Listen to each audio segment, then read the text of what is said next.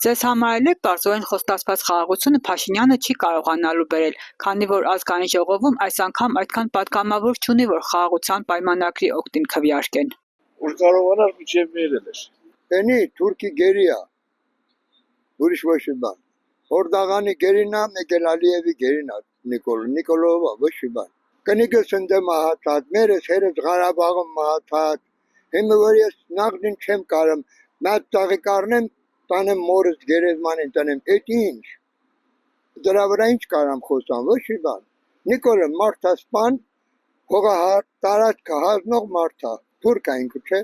Թո ինքը մտածի, որ Ղարաբաղը հանձնեց, Հայաստանը կեսը հանձնեց, հիմա էլ ուզում է Սյունիքը հանձնել։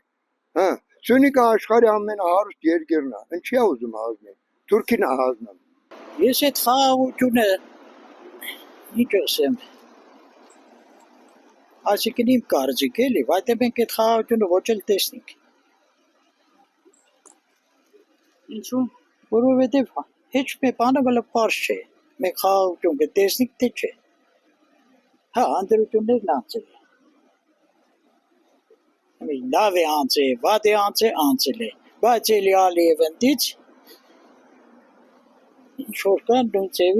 ձևով պատասխանում են, նույն ձևով իշնորհպետն է, իրա կապն է տելադրում։ Խաղաղությունը միակողմանի պետք չէ ունի, երկկողմանի առաջինը, երկրորդը։ Մեր Հայաստանի Հանրապետությունը որ թվականից է անկախությունը ձեռք բերել։ Ղադրի գիտեն այն, որ չգիտեցան։ Իմ կարծիքով ոչ։ Ինչու՞։ Դե հիմա ամեն մարդ մի ձև է մտածում։ Ես մտածում եմ ոչ, խաղաղությունը չեն մուրում,